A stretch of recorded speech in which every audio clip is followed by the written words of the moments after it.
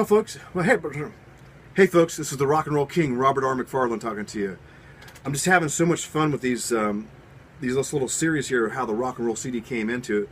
This is the third one I shot in one day. Just wanted to break it up in parts so you can watch them whenever you want to. But we left off. We just got Mike Mapes. We call him the LBP, loser bass player. The loser bass player, LBP. It's an inside joke. Back when we was in the Slow Burn days, we thought we'd name the band the Losers, and I was called the. Actually, Mike came up with the loser bass player first. He'd be late or mess something up because I'm just a loser bass player. Then I was the loser guitar player, and we actually had shirts. I still got mine. It said LGP for loser guitar player. I made Mike one up, LBP for loser bass player.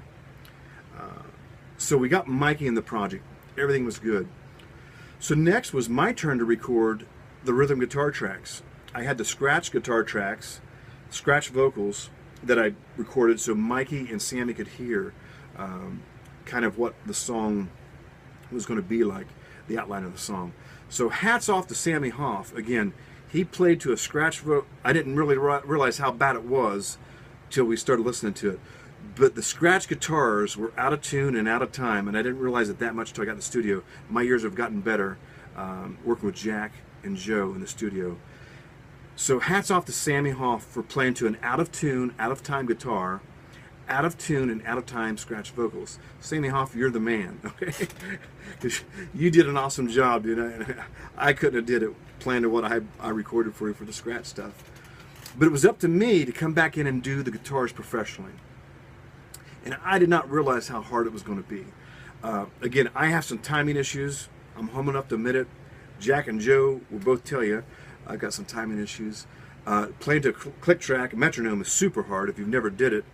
Or if you've did it, you know how hard it is. So my first track was My Midnight. I'm pretty sure that I did. And it was a bad session for me. I'd never been in the studio before. It was the first time. It was super hot in the studio. I thought you had to wear headphones. So I was wearing headphones. I was sweating. Everything was off. My fingers were sticking. The guitar was out of tune. So Jack was very patient with me. Told me kind of what to expect in the studio. He actually took my guitar and fine-tuned it. He put some lubricant in the nut, retuned it, worked on the bridge, and got it to stay in tune for me. So hats off to Jack, because I mean he worked some miracles that day. The humidity, whatever, was just really doing a number on this guitar. And this is the rock and roll machine. This is the guitar. This guitar is almost on every track, except some of the acoustic stuff. This is my favorite guitar. It's a Gibson SG. So Jack took the guitar, did his magic on it to make it stay in tune.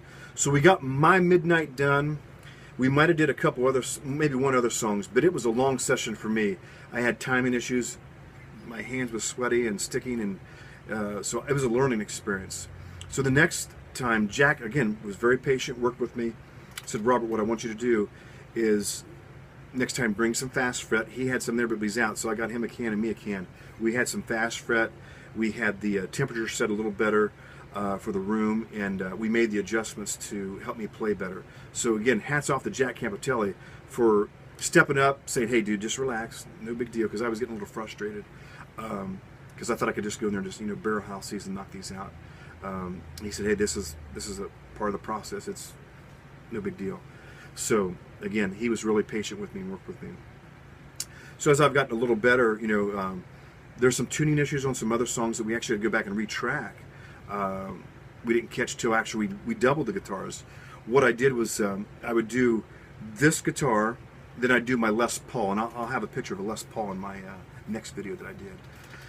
But I would record, and what we did like the Les Paul is generally in the left channel, and this SG is generally in the right channel, unless they got mixed up. But that's how we wanted it to keep it. So I'd have to do 2 takes per song, where Sammy did 1 take, Mikey did 1 take for bass. I'd have to do 2 guitars, basically doubling the rhythm up to make it sound really thick and full. Now you can cheat on that. You can actually do a doubling effect by just copy and pasting the whole track. But Jack actually had me play the same part, which was super tough to line those parts up. But Jack, really worked with me, and we did a great job. Even Mikey said, hey, did you double track that, or is that just copy and paste? I said, no, it's double tracked. Jack had me do that. I didn't know we was going to do that, but that's what we did. So I got the the 15 tracks or 16 tracks, excuse me. And I told Jack, I said, man, I've written 5 more. I know this is going to be a big project. I've written 5 more tracks. They've got to be on this CD. I didn't have my chance to record those with Jack. So what we worked with Jack was, all the drums was recorded with Jack Campetelli at Fish Tank Audio. He did a phenomenal job with drums. You'll hear that on the CD. Mikey recorded 16 tracks of the bass with Jack. Then the other 5 he recorded with Joe at Sonic Lounge Studios. I think he might have had to record, maybe it was Night Sky Wish and Peter Pan Peanut Butter Jam. He might have had to re-record at Joe's studio. So there's 1 or 2 tracks he had to re-record. There was some funny timing issues and stuff we didn't catch. Then I recorded the other 5 tracks at Joe's, and then I did the I had to record a couple other of my tracks. There were some tuning issues and stuff we didn't catch right before Jack left for Tennessee. But that was what we got done with Jack. And again, Jack is a phenomenal guy. I would have finished the project with him. We got along so great. I learned so much from Jack. I was really disappointed, but I was rooting for him. He was going to Tennessee. He's going to be around some great musicians down there. I think he lives right across the street from the drummer from Tesla. My hat's off to Jack. He's just an awesome guy, and I wish him the best. But we got a lot done with Jack. And the thing is, I want to add this on this video, is I was trying to pay for it as I went, but I had some car issues, I had some money issues. I just wasn't getting the money, so I could have got a lot more recorded with Jack. He had the time, I had the time. I just didn't have the funds at the time. I'd actually borrowed some money from my brother right before Jack left. I didn't know Jack was going to leave, but I borrowed some money from my brother just to go full bore with Jack. And a couple sessions later, he just let me know, hey man, I just want to let you know that I finalized on my house from Tennessee. I wasn't sure it was going to happen. I didn't want to say anything to anybody, but it's going to happen, so I'm moving to Tennessee. So we just had a small window to record the drums and bass with Mikey and Sammy.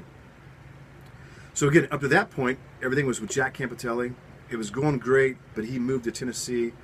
That was in, I want to say, the spring of 2015.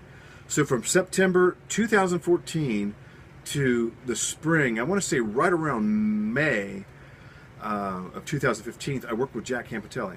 Could have got more done. I just didn't have the money at the time. So that's where this episode will end. Jack moved to Tennessee. I was caught in limbo of who to get next from a producer. So again, this is Robert R. McFarland, the Rock and Roll King, just giving you a little insight of the story behind the Rock and Roll CD. And keep on rocking in the free world while it's still free.